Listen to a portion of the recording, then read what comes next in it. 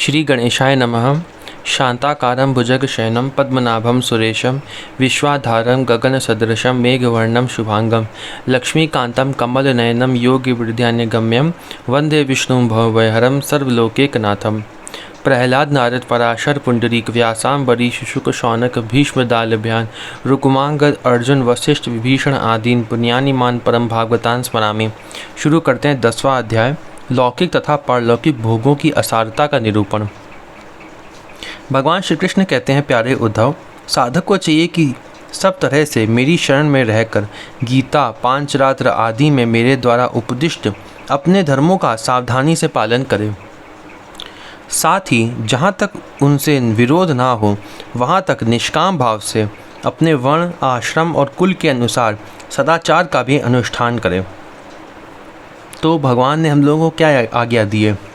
हमको आज्ञा दी है, साधक को चाहिए सब तरह से मेरी शरण रहकर ये शास्त्र जो हैं गीता, पांचरात्र, जैसे नारद जी का शास्त्र है ये नारद पांचरात्र, उनका पाठ करें। मेरे द्वारा उपदिष्ट अपने धर्मों का सावधानी से पालन करें। मेरे द्वारा उपदिष्ट जो भगवान ने उपदिष्ट करा है, किसमें उपदिष्ट किया है? शास्त्रों में, वेदों में, उनका धर्मों का सावधानी से पालन करें। साथ ही जहाँ तक उनसे विरोध ना हो वहाँ तक निष्काम भाव से अपने वर्ण, आश्रम और कुल के अनुसार सदाचार का भी अनुष्ठान करें। आगे पढ़ते हैं, लिखा है, निष्काम होने का उपाय यह है कि स्वधर्मों का पालन करने से शुद्ध हुए अपने चित्त में स्वधर्मों का पालन करने से शुद्ध हुए अपने चित्त में ये विचार करें, मन में विचार करें, मतलब इसका अर्थ है कि जगत के विषयी प्राणी शब्द, स्पर्श, रूप आदि विषयों को सत्य समझकर उनकी प्राप्ति के लिए जो प्रयत्न करते हैं उसमें उनका उपदेश तो होता है कि सुख मिले, परंतु मिलता है दुख। इसके संबंध में ऐसा विचार करना चाहिए कि स्वप्न अवस्था में और मनोरथ करते समय जागृत अवस्था में भी मनुष्य मन ही मन अनेकों प्रकार के विषयों का अनुभव करता है, परंतु उसकी वह सारी कल्पना वस्तु शून्य होने के कारण व्यर्थ है। वैसे ही इंद्रियों के द्वारा होने वाली भेद बुद्धि भी व्यर्थ ही है, क्योंकि ये भी इंद्रिय जन्य और नाना वस्तु विषयक होने के कारण पूर्ववत असत्य ही है। अब जो हमने यहाँ तक पढ़ा है उसका क्या अर्थ है? पहले भगवान ने बताया कि मेरी आज्ञा का पालन करते हुए धर्मों का सावधानी से पालन करें। कौन से धर्म?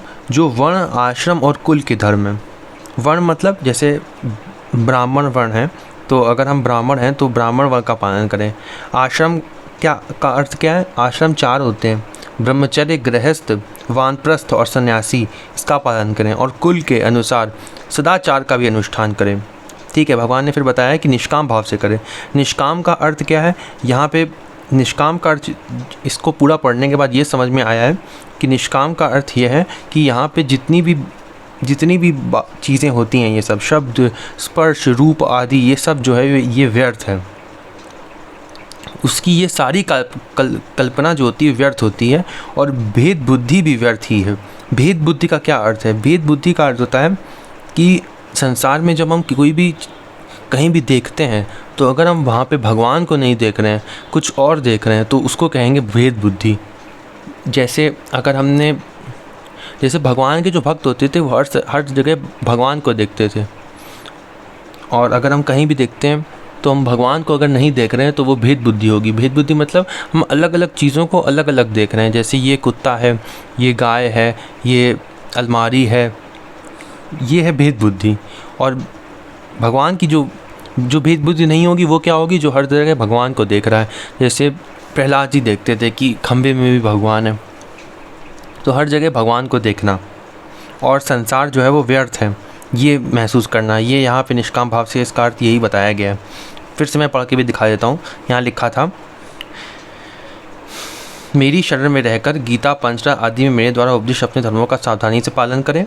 साथ ही जहाँ तक उससे विरोध ना हो वहाँ तक निष्काम भाव से, जहाँ तक विरोध ना हो उससे, उतना ही निष्काम भाव से वर्ण, आश्रम, कुल के अनुसार सदाचार का भी अनुष्ठान करें। निष्काम होने का उपाय यह है कि स्वधर्मों का पालन करने से शुद्ध हुए अपने चित्त में यही विचार करें। क्या विचार करें? कि सब कुछ व्यर्थ है, यही है इसका अर्थ, ठीक है, आगे पढ़ता भी हूँ वैसे में लिखा है कि जगत की विषयी प्राणी शब्द स्पर्श रूप आदि विषयों को सत्य समझकर उनकी प्राप्ति के लिए जो प्रयत्न करते हैं उनका उद्देश्य होता है सुख, परंतु मिलता है दुख। इसके संबंध में ऐसा विचार करना चाहिए कि स्वप्न अवस्था में और मनोरथ करते समय जागृत अवस्था में भी मनुष्य स्वप्न अवस्था में भी और जागृत अवस्था में भी मनुष्य मन ही मन अनेकों प्रकार के विषयों का अनुभव करता है, परंतु उसकी वह सारी कल्पना वस्तु शून्य होने के कारण व्यर्थ है। वस्तु शून्य है, भगवान ने बताया वो सारी। वैसे ही इंद्रियों के द्वारा होने वाली भेद बुद्धि भी व्यर्थ है, क्योंकि ये भी इंद्रिय जन्य और नाना वस्तु विषयिक होने के कारण पूर्ववत असत्य ही है, हमेशा नहीं रहेंगे, ठीक है, इसलिए वो भी बेकार है। जो पुरुष मेरी शरण में है उसे अंतर्मुख करने वाले निष्काम अथवा नित्य कर्म ही करने चाहिए। अब इसका अर्थ क्या है अंतर्मुख होना?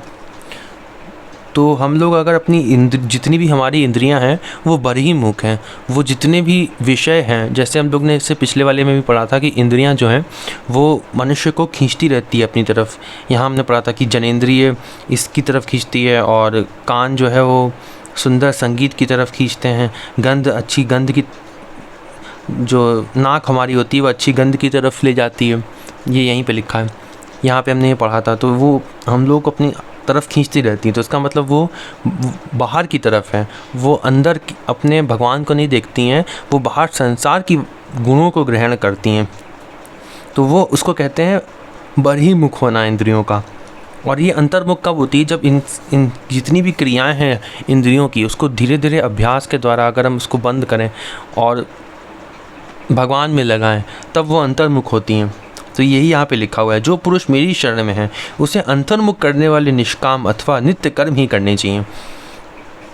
जो ऐसे कर्म जो इंद्रियों को बहिर्मुख होने से अंतर्मुख की तरफ ले जाए वो निष्काम कर्म है। यहाँ पे उसे अंतर्मुख करने वाले निष्काम अथवा नित्य कर्म ही करने चाहिए।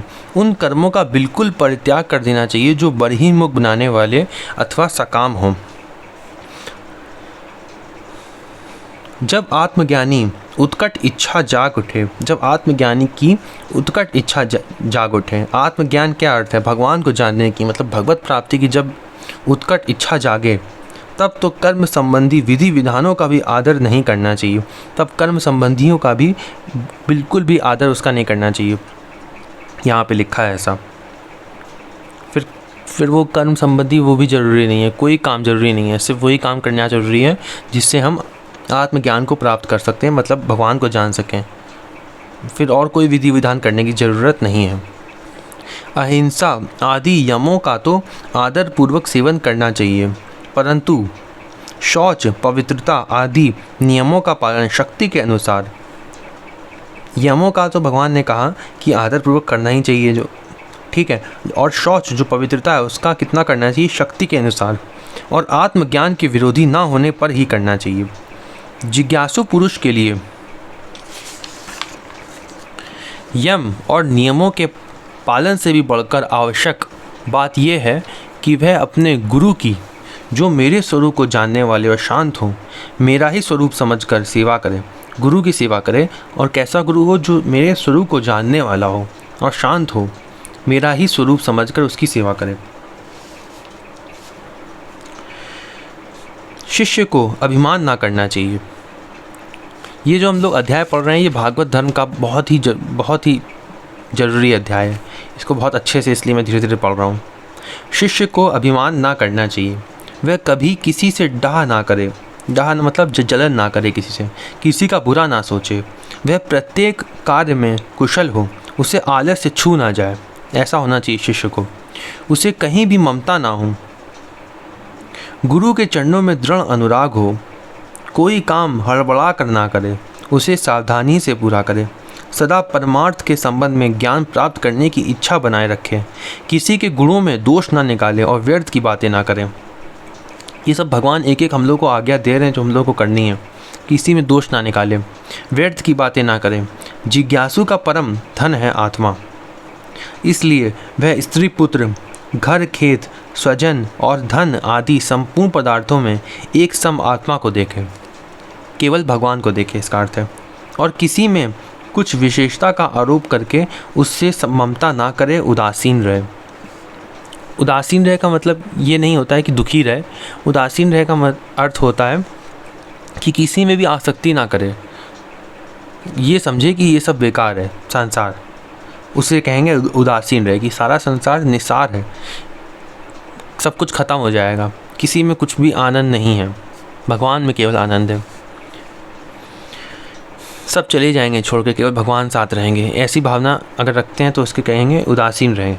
उद्धव, जैसे जलने वाली लकड़ी से उसे जलाने और प्रकाशित करने वाली आग सर्वथा अलग है, ठीक वैसे ही विचार करने पर जान पड़ता है कि पंचभूतों का बना स्थूल शरीर और मन बुद्धि आदि 17 तत्वों का बना सूक्ष्म शरीर दोनों ही दृश्य और जड़ हैं।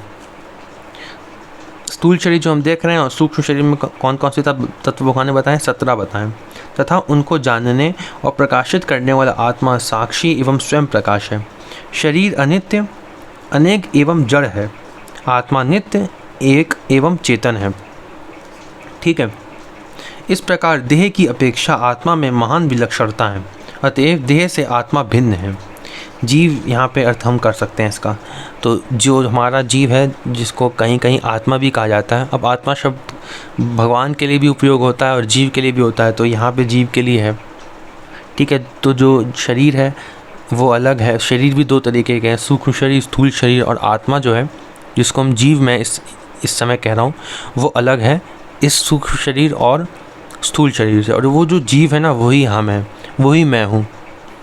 अगर कोई पूछे कि मैं कौन हूँ तो मैं हूँ जीव, मैं आत्मा हूँ, मैं शरीर नहीं हूँ। आगे पढ़ते हैं, लिखा है, जब आग लकड़ी में प्रज्वलित होती है तब लकड़ी के उत्पत्ति, विनाश, बढ़ाई, छोटाई और अनेकता आदि सभी गुण वह स्वयं ग्रहण कर लेती है। परंतु सच पूछो तो लकड़ी के उन गुणों से आग का कोई संबंध नहीं है। वैसे ही जब आत्मा अपने को शरीर मान लेता है तब वह देह के जड़ता, अनित्यता, स्थूलता, अनेकता आदि गुणों से सर्वथा रहित होने पर भी उनसे युक्त जान पड़ता है। ईश्वर के द्वारा नियंत्रित माया के गुणों ने ही सूक्ष्म और स्थूल शरीर का निर्माण किया है। ये जो सूक्ष्म और स्थूल शरीर हैं दोनों ही माया के बनाए हुए हैं। ईश्वर द्वारा नियंत्रित लिखा है यहाँ पे, भगवान की शक्ति ना माया, इसलिए जीव को शरीर और शरीर को जीव समझ लेने के कारण ही स्थूल शरीर के जन्म मरण और सूक्ष्म शरीर के आवागमन का आत्मा पर आरोप किया जाता है। यहीं से हमारा जीवन चक्र जो है वो शुरू होता है। जब हम अपने आप को शरीर मान लेते हैं तब क्या होता है, तब स्थूल शरीर जो है वो जन्म मरने वाला हो जाता है, जन्म मरण वाला हो जाता है स्थूल शरीर। हम लोग शरीर हर जन्म में बदलते रहेंगे। और सूक्ष्म शरीर जो है, जो मन, बुद्धि, कर्मेंद्रिया, ज्ञानेंद्रियाँ मिलाकर जो 17 तत्व होते हैं वो भी माया आगमन करता है, वो आत्मा के साथ रहता है और वो शरीर बदलता है। उस समय जब मृत्यु होती है तब स्थूल शरीर यहीं पड़ा रहता है और सूक्ष्म शरीर और आत्मा जो है ये दोनों निकल कर अगले शरीर में चला जाता है जब हमारा नया जन्म होता है। तो ये साइकिल चलती रहती है स्थूल शरीर की और सूक्ष्म शरीर की। स्थूल शरीर के जन्म मरण और सूक्ष्म शरीर के आवागमन का आत्मा पर आरोप किया जाता है। जीव को जन्म मृत्यु रूप संसार इसी भ्रम अथवा अभ्यास के कारण प्राप्त होता है। ये अभ्यास अनंत जन्मों से चला आ रहा है, इसलिए इसको तोड़ना इसको बहुत कठिन है। ये अभ्यास जो है इसी का जन्म मृत्यु का कारण यही अभ्यास है। जीव को जन्म मृत्यु रूप संसार इसी भ्रम अथवा अभ्यास के कारण प्राप्त होता है। आत्मा के स्वरूप का ज्ञान होने पर उसकी जड़ कट जाती है जब इसका ज्ञान हो जाता है। प्यारे उद्धव, इस जन्म मृत्यु रूप संसार का कोई दूसरा कारण नहीं, केवल अज्ञान ही मूल कारण है। इसलिए अपने वास्तविक स्वरूप को, आत्मा को जानने की इच्छा करनी चाहिए। अपना ये वास्तविक स्वरूप समस्त प्रकृति और प्राकृत जगत से अतीत, द्वैत की गंध से रहित एवं अपने आप में ही स्थित है। उसका और कोई आधार नहीं है। उसे जानकर धीरे धीरे सूक्ष्म शरीर, स्थूल शरीर, सूक्ष्म शरीर आदि में जो सत्यत्व बुद्धि हो रही है उसे क्रमशः मिटा देना चाहिए। यज्ञ में जब अरणी मंथन करके अग्नि उत्पन्न करते हैं तो उसमें नीचे ऊपर 2 लकड़ियां रहती हैं और बीच में मंथन काष्ठ रहता है। वैसे ही विद्या रूप अग्नि की उत्पत्ति के लिए आचार्य और शिष्य तो नीचे ऊपर की अरणियाँ हैं तथा उपदेश मंथन काष्ठ है। अरणी मंथन उस प्रक्रिया को कहते हैं जिसमें यज्ञ में लकड़ी घिसकर हम आग जलाते हैं, ठीक है। तो वो यही एग्जाम्पल दिया हुआ है यहाँ पे। अरणियाँ हैं तथा उपदेश मंथन काष्ठ है। इनसे जो ज्ञान अग्नि प्रज्वलित होती है वह विलक्षण सुख देने वाली होती है। इस यज्ञ में बुद्धिमान शिष्य सद्गुरु के द्वारा जो अत्यंत विशुद्ध ज्ञान प्राप्त करता है वह गुणों से बनी हुई विषयों की माया को भस्म कर देता है। तत्पश्चात वह गुण भी भस्म हो जाते हैं जिनसे कि ये संसार बना हुआ है। इस प्रकार सबके भस्म हो जाने पर जब आत्मा के अतिरिक्त और कोई वस्तु शेष नहीं रह जाती तब वह ज्ञानाग्नि भी ठीक वैसे ही अपने वास्तविक स्वरूप में शांत हो जाती है जैसे समिधा न रहने पर आग बुझ जाती है। ये स्टार लगा हुआ है, इसको पढ़ते हैं। यहाँ तक ये बात स्पष्ट हो गई कि स्वयं प्रकाश ज्ञान स्वरूप नित्य एक ही आत्मा है। कर्तृत्व भोतृत्व आदि धर्म देह के कारण है। आत्मा के अतिरिक्त जो कुछ है सब अनित्य और मायामय है। इसलिए आत्मज्ञान होते ही समस्त विपत्तियों से मुक्ति मिल जाती है। प्यारे उद्धव, यदि तुम कदाचित कर्मों के कर्ता और सुख दुखों के भोक्ता जीवों को अनेक तथा जगत काल वेद और आत्मा को नित्य मानते हो, साथ ही समस्त पदार्थों की स्थिति प्रभा से नित्य और यथार्थ स्वीकार करते हो तथा ये समझते हो कि घटपट आदि बाह्य आकृतियों के भेद से उनके अनुसार ज्ञान ही उत्पन्न होता और बदलता रहता है, तो ऐसे मत मानने से बड़ा अनर्थ हो जाएगा। क्योंकि इस प्रकार जगत के कर्ता आत्मा की नित्य सत्ता और जन्म मृत्यु के चक्कर से मुक्ति भी सिद्ध ना हो सकेगी। यदि कदाचित ऐसा स्वीकार भी कर लिया जाए तो देह और संवत्सर आदि कालावयों के संबंध से होने वाली जीवों की जन्म मरण आदि अवस्थाएं भी नित्य होने के कारण दूर ना हो सकेगी, क्योंकि तुम देह आदि पदार्थ और काल की नित्यता स्वीकार करते हो। इसके सिवा यहाँ भी कर्मों का कर्ता तथा सुख दुख का भोक्ता जीव परतंत्र ही दिखाई देता है। यदि वह स्वतंत्र हो तो दुख का फल क्यों भोगना चाहेगा। इस प्रकार सुख भोग की समस्या सुलझ जाने पर भी दुख भोग की समस्या तो उलझी ही रहेगी। अतः इस मत के अनुसार जीव को कभी मुक्ति या स्वतंत्रता प्राप्त न हो सकेगी। जब जीव स्वरूपता परतंत्र है, विवश है, तब तो स्वार्थ या परमार्थ कोई भी उसका सेवन ना करेगा, अर्थात वह स्वार्थ और परमार्थ दोनों से ही वंचित रह जाएगा। यदि ये कहा जाए कि जो भलीभांति कर्म करना जानते हैं वह सुखी रहते हैं और जो नहीं जानते उन्हें दुख भोगना पड़ता है, तो ये कहना भी ठीक नहीं, क्योंकि ऐसा देखा जाता है कि बड़े बड़े कर्म कुशल विद्वानों को भी कुछ सुख नहीं मिलता और मूढ़ों का भी कभी दुख से पाला नहीं पड़ता। इसलिए जो लोग अपनी बुद्धि या कर्म से सुख पाने का घमंड करते हैं उनका वह अभिमान व्यर्थ है। यदि यह स्वीकार कर लिया जाए कि वह लोग सुख की प्राप्ति और दुख के नाश का ठीक ठीक उपाय जानते हैं, तो ये भी तुम्हें मानना ही पड़ेगा कि उन्हें भी ऐसा उपाय पता नहीं है जिससे मृत्यु उनके ऊपर कोई प्रभाव न डाल सके और वह कभी मरे ही नहीं। जब मृत्यु उनके सिर पर नाच रही है, तब ऐसी कौन सी भोग सामग्री या भोग कामना है जो उन्हें सुखी कर सके। भला जिस मनुष्य को फांसी पर लटकाने के लिए वध स्थान ले जाया जा रहा है, उसे क्या फूल चंदन स्त्री आदि पदार्थ संतुष्ट कर सकते हैं? कदापि नहीं। अतः पूर्वोक्त मत मानने वालों की दृष्टि से ना सुख ही सिद्ध होगा और ना जीव का कुछ पुरुषार्थ ही रहेगा। प्यारे उद्धव, लौकिक सुख के समान पारलौकिक सुख भी दोष युक्त ही है, क्योंकि वहाँ भी बराबरी वालों से होड़ चलती है। यहाँ भगवान किसकी बात कर रहे हैं? जो लिखा है पारलौकिक सुख, यहाँ पे बात कर रहे हैं जो और योनियाँ हैं मनुष्य के अलावा, जैसे देवता और भी जो भी हैं, यक्ष। यहाँ पे चलो हम लोग अभी देवताओं की बात करते हैं। तो यहाँ लिखा है पारलौकिक सुख भी दोष युक्त है, क्योंकि वहाँ भी बराबरी वालों से होड़ चलती रहती है। वहाँ जो स्वर्ग होता है वहाँ भी अलग अलग क्लासेस बनी होती हैं, जो जिसने जितने अच्छे कर्म करे होते हैं उसके अनुसार वहाँ पे भी एक तरीके से रैंकिंग होती है कि जिसने ज़्यादा अच्छे करे हैं उसको उतना भोग मिलेगा, इसलिए ऐसा लिखा हुआ है। अधिक सुख भोगने वालों के प्रति असूया होती है, उनके गुणों में दोष निकाला जाता है और छोटों से घृणा होती है। वहाँ पे भी काम, क्रोध, लोभ, मोह, मद, मत्सर है। प्रतिदिन पुण्य क्षीण होने के साथ ही वहाँ के सुख विषय के निकट पहुँचते रहते हैं और एक दिन नष्ट हो जाते हैं, स्वर्ग के। ठीक है, वहाँ की कामना पूर्ण होने में भी यजमान, ऋत्विज और कर्म आदि की त्रुटियों के कारण बड़े बड़े विघ्नों की संभावना रहती है। जैसे हरी भरी खेती भी अतिवृष्टि, अनावृष्टि आदि के कारण नष्ट हो जाती है, वैसे ही स्वर्ग भी प्राप्त होते होते विघ्नों के कारण नहीं मिल पाता। यदि यज्ञ, याग आदि धर्म बिना किसी विघ्न के पूरे हो जाएं, तो उसके द्वारा जो स्वर्गादि लोक मिलते हैं, उनकी प्राप्ति का प्रकार मैं बतलाता हूँ, सुनो। यज्ञ करने वाला पुरुष यज्ञों के द्वारा देवताओं की आराधना करके स्वर्ग में जाता है और वहाँ अपने पुण्य कर्मों के द्वारा उपार्जित दिव्य भोगों को देवताओं के समान भोगता है। उसे उसके पुण्यों के अनुसार एक चमकीला विमान मिलता है और वह उस पर सवार होकर सुर सुंदरियों के साथ विहार करता है। गंधर्वगण उसके गुणों का गान करते हैं और उसके रूप लावण्य को देखकर दूसरों का मन लुभा जाता है। उसका विमान वह जहाँ ले जाना चाहता है वहीं चला जाता है और उसकी घंटियाँ घनघनाकर दिशाओं को गुंजारित करती हैं। वह अप्सराओं के साथ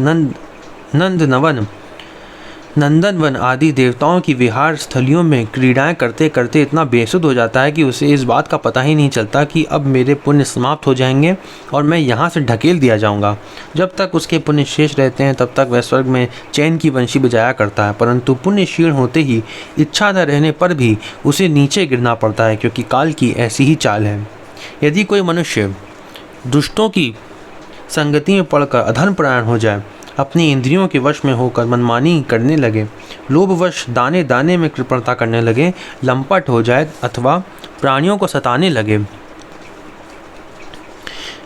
विधि विरुद्ध पशुओं की बलि देकर भूत और प्रेतों की उपासना में लग जाए। पहले तो भगवान ने वो बताया था स्वर्ग वाला, अब बता रहे हैं जो निषिद्ध कर्म करने लगे, तब तो वह पशुओं से भी गया बीता हो जाता है और अवश्य ही नरक में जाता है। उसे अंत में घोर अंधकार, स्वार्थ और परमार्थ से रहित अज्ञान में ही भटकना पड़ता है। जितने भी सकाम और बहिर्मुख करने वाले कर्म हैं, उनका फल दुख ही है। जितने भी बहिर्मुख करने वाले कर्म हैं, भगवान ने कह दिया, उन सबका अंतिम फल दुख ही है। इस बात को हम लोगों को गांठ बांध कर मान लेनी चाहिए, लेकिन हमारा जो मन है वो हर बार यही हमसे कहता है कि नहीं, संसार में सुख है, और हम उसको मान लेते हैं। अब ये देखिए, भगवान ने कह दिया है कि जितने भी बहिर्मुख करने वाले कर्म हैं, उनका फल दुख ही है। इस बात को याद रखना चाहिए। कौन सा हम अध्याय पढ़ रहे हैं? 10वां अध्याय पढ़ रहे हैं। 10वां अध्याय 11वें स्कंद का 10वें अध्याय का 29वें श्लोक में लिखा हुआ है कि भगवान ने कह दिया है कि बहिर्मुख करने वाले कर्म जितने भी हैं, मतलब जितने भी संसार के कर्म हैं, वो सारे बहिर्मुख वाले ही हैं। तो वो सारे कर्म, उनका अंतिम फल क्या है? दुख ही है। ये बात याद रखनी चाहिए। हम 29वें श्लोक में लिखी है, कोई पूछे तो बता सकते हैं। जो जीव शरीर में अहमता ममता करके उन्हीं में लग जाता है, उसे बार बार जन्म पर जन्म, मृत्यु पर मृत्यु प्राप्त होती ही रहती है। ऐसी स्थिति में मृत्यु धर्मा जीव को क्या सुख मिल सकता है? क्या सुख हो सकता है उसको, जिसके सिर पर हमेशा मौत सवार है? भगवान कह रहे हैं उसको कुछ अच्छा लग ही नहीं सकता कभी। सबसे पहला हमारा टारगेट क्या होना चाहिए? ये कोई ऐसी चीज़ ढूंढी जाए, एक ऐसा सुख ढूंढा जाए जो मृत्यु के ऊपर हो, क्योंकि जब तक मृत्यु के नीचे है वो सुख, तब तक वो सुख नहीं है, क्योंकि वो छिन जाएगा। और जितना हमने पहले भी मैंने बताया था कि जितना किसी चीज़ को पाने में जितना सुख होता है, उतना ही उसका छूटने में दुख होता है। और सारी चीज़ें मृत्यु के नीचे आती हैं, तो वो हमसे छिन जाएगी और फिर हमको दुख देगी, और मृत्यु के पहले ही छिन जाएगी। बहुत सारी, ज़्यादातर चीज़ें तो मृत्यु से पहले ही छिन जाएगी। आगे पढ़ते लिखा है, उसे बार बार जन्म पर जन्म, मृत्यु पर मृत्यु प्राप्त होती रहती है। ऐसी स्थिति में मृत्यु धर्मा जीव को क्या सुख हो सकता है? सारे लोक और लोकपालों की आयु भी केवल एक कल्प है। सारे लोक और लोकपालों की आयु कितनी है? एक कल्प है, सत्यलोक को छोड़कर। ठीक है, ये शायद आगे लिखा होगा, सत्यलोक को छोड़कर, क्योंकि ब्रह्मा जी जो हैं उनका एक जो ब्रह्म दिन होता है वो 2 कल्प का होता है। तो 12 घंटे उनका दिन रहता है और 12 घंटे उनकी रात रहती है। जो 12 घंटे दिन होता है उनका वो 1 कल्प होता है। तो वो 12 घंटे अपने दिन में जागते हैं और रात में सोते हैं। तो जब वो सोते हैं तो वो सारी सृष्टियाँ ख़त्म हो जाती हैं। उस समय महाप्रलय नहीं होती है, छोटी वाली प्रलय होती है जिसमें सत्यलोक को छोड़कर सब कुछ खत्म हो जाता है। इसलिए यहाँ पे लिखा है सारे लोक और लोकपालों की आयु भी केवल 1 कल्प है, सत्यलोक को छोड़कर, ठीक है। इसलिए मुझसे भयभीत रहते हैं जितने भी हैं, ये देवता इंद्र इन सब, ये सब खत्म हो जाते हैं 1 कल्प में। औरों की तो बात ही क्या है, स्वयं ब्रह्मा भी मुझसे भयभीत रहते हैं, क्योंकि उनकी आयु भी काल से सीमित केवल 2 परार्ध है। 2 परार्ध कितना होता है? 1 परार्ध होता है 50 ब्रह्मवर्ष, 2 परार्ध 100 ब्रह्मवर्ष, और 100 ब्रह्मवर्ष की आयु होती है ब्रह्मा जी की। और 1 ब्रह्मवर्ष में 360 ब्रह्म दिन होते हैं, और 1 ब्रह्म दिन 2 कल्प का होता है। ठीक है, समझ आ गया होगा अब तो 2 परार्ध की आयु होती है ब्रह्मा जी की। सत्व, रज और तम, ये तीनों गुण इंद्रियों को उनके कर्मों से प्रेरित करते हैं और इंद्रियां कर्म करती हैं। जीव अज्ञानवश सत्व, रज आदि गुणों और इंद्रियों को अपना स्वरूप मान बैठता है और उनके किए हुए कर्मों का फल सुख दुख भोगने लगता है। जब तक गुणों की विषमता है, अर्थात शरीर आदि में मैं और मेरेपन का अभिमान है, तभी तक आत्मा के एकत्व की अनुभूति नहीं होती। वह अनेक जान पड़ता है, और जब तक आत्मा की अनेकता है तब तक तो उन्हें काल अथवा कर्म किसी के अधीन रहना ही पड़ेगा। जब तक परतंत्रता है तब तक ईश्वर से भय बना ही रहता है। जो मैं और मेरेपन के भाव से ग्रस्त रहकर आत्मा की अनेकता, परतंत्रता आदि मानते हैं और वैराग्य न ग्रहण करके बहिर्मुख करने वाले कर्मों का ही सेवन करते हैं, उन्हें शोक और मोह की प्राप्ति होती है। हम लोग जो भी बहिर्मुख जितने भी कर्म कर रहे हैं, वो सारे 24 घंटे में हम लोग जितने भी कर रहे हैं, वो सारे बहिर्मुख बनाने वाले कर्म हैं। जो भगवत प्राप्ति के लिए होंगे, जो भागवत धर्म वाले होंगे, जो भगवान ने आज्ञा दी है, वो कर्म हम लोग करेंगे अगर भगवान को अर्पित करते हुए निष्काम भाव से, केवल भगवान को पाने के लिए, वो अंतर्मुख कर्म करने वाले होंगे। और उनका रिज़ल्ट क्या होगा? उनका रिज़ल्ट सुख होगा। भगवान ऐसा कहना चाहते हैं, भगवान ने ऐसा कहा है। जो मैं और मेरेपन के भाव से ग्रस्त रहकर आत्मा की निकता, परतंत्रता आदि मानते हैं और वैराग्य न ग्रहण करके बहिर्मुख करने वाले कर्मों का ही सेवन करते हैं, उन्हें शोक और मोह की प्राप्ति होती है। प्यारे उद्धव, जब माया के गुणों में शोभ होता है तब मुझ आत्मा को ही काल, जीव, वेद, लोक, स्वभाव और धर्म आदि अनेक नामों से निरूपण करने लगते हैं। ये सब माया में है, वास्तविक सत्य मैं आत्मा ही हूँ। उद्धव जी ने कहा, भगवान, ये जीव देह आदि रूप गुणों में ही रह रहा है, फिर देह से होने वाले कर्मों या सुख दुख आदि रूप फलों में क्यों नहीं बंधता है? अथवा ये आत्मा गुणों से निर्लिप्त है, गुणों से अलग है, ये देह आदि के संपर्क से सर्वथा रहित है, फिर इसे बंधन की प्राप्ति कैसे होती है? भगवान से पूछना चाहते हैं। उद्धव जी कह रहे हैं कि हम जो आपने बताया कि आत्मा जो है वो अलग है, ठीक है, माया के ये सूक्ष्म शरीर और स्थूल शरीर हैं, और आत्मा जो जिसको हम जीव कह रहे हैं यहाँ पे, तो जीव जो है, हमारी आत्मा जो है वो अलग है इनसे। तो हम लोग इनसे बंध कैसे जाते हैं और जीवन चक्र में कैसे फंस जाते हैं, ये पूछ रहे हैं। इसे बंधन की प्राप्ति कैसे होती है? बद्ध अथवा मुक्त पुरुष कैसा बर्ताव करता है? बद्ध वो जिसकी भगवत प्राप्ति नहीं हुई है, जिसने भगवान को प्राप्त नहीं किया है, जो मृत्यु के अंडर में आता है, जो अभी भी जीवन चक्र में घूम रहा है, वो बद्ध है। मुक्त जो इनसे हट गया है, उस साइकिल से, जीवन चक्र वाली साइकिल से जो हट गया है, वो है मुक्त पुरुष। वो कैसा बर्ताव करता है? बद्ध और मुक्त दोनों के डिफरेंस बताओ, आप दोनों में अंतर बताओ। वह कैसा विहार करता है, या वह किन लक्षणों से पहचाना जाता है? कैसे हम उसको पहचान सकते हैं? कैसे भोजन करता है और मल त्याग आदि कैसे करता है? कैसे सोता है, कैसे बैठता है और कैसे चलता है? अच्युत, प्रश्न का मर्म जानने वालों में आप श्रेष्ठ हैं, इसलिए आप मेरे इस प्रश्न का उत्तर दीजिए। एक ही आत्मा अनादि गुणों के संसर्ग से नित्य बद्ध भी मालूम पड़ता है और असंग होने के कारण नित्य मुक्त भी। इस बात को लेकर मुझे भ्रम हो रहा है। ये अध्याय यहीं पर समाप्त होता है। हम लोग अगले अध्याय में ये सारे प्रश्न जो उद्धव जी ने पूछे हैं कि बद्ध और मुक्त पुरुष में क्या अंतर होता है, वो हम पढ़ेंगे। 11वां अध्याय पढ़ेंगे, बद्ध, मुक्त और भक्त जनों के लक्षण। भक्तजन जिन्होंने भगवान को प्राप्त कर लिया है, उनके क्या लक्षण होते हैं, उनको कैसे पहचान सकते हैं। पहले तो इस अध्याय में कृष्ण भगवान ने बताया कि संसार जो है वो बेकार है, उसमें सुख नहीं है। इस बात को हमें मान के रखना चाहिए। 29वें श्लोक में हमने पढ़ा है कि बहिर्मुख बनाने वाले कर्म में सिर्फ दुख होता है, उसका फल दुख ही होता है। संसार में जितने भी कर्म हैं मतलब उसका अंतिम जो उसका फल होगा वो दुख ही होगा। भगवान ने बताया कि हम लोगों को कौन से कर्म करने चाहिए। गीता, पांचरात आदि में जो मैंने कर्म बताए हैं, वर्ण आश्रम और कुल के अनुसार जो बताए हैं, ये वर्ण आश्रम कर्म वाले मनुस्मृति में भी लिखे हैं, तो वहाँ भी आप अगर पहले नहीं पढ़ी है तो हमको मनुस्मृति में भी इसमें पढ़ने चाहिए ये वर्ण आश्रम के धर्म। ठीक है, तो भगवान ने बताया कि गीता, पांचरात आदि शास्त्र जो हैं उसमें मैंने धर्म बताया है, उसमें वर्ण आश्रम कुल के अनुसार सदाचार का भी अनुष्ठान करे वो, और निष्काम भाव से इसका पालन करे। यहाँ पे हमने पढ़ा कि उनका बिल्कुल परित्याग कर देना चाहिए, जो अंतर्मुख करने वाले कर्म नहीं हैं उनका बिल्कुल परित्याग कर देना चाहिए। और जिसको भगवत प्राप्ति करनी हो, आत्मज्ञान की जिसकी उत्कट इच्छा हो, मतलब भगवत प्राप्ति करनी हो, उसको कर्मकांड का भी बिल्कुल भी ध्यान नहीं रखना चाहिए। कर्म संबंधी विधि विधानों का भी आदर नहीं करना चाहिए। केवल भागवत धर्म अंतर्मुख करने वाले कर्म ही करने चाहिए। यहाँ पे हमने पढ़ा कि गुरु जो है वो गुरु के पास जाना चाहिए। गुरु कैसा हो? जो मेरे स्वरूप को जानने वाला हो, भगवान ने बताया, जो मुझे जानता हो। और फिर शिष्य के लक्षण बताए भगवान ने कि कोई भी काम हड़बड़ा कर ना करे। यहाँ पे हमने इतना पूरा पढ़ा था।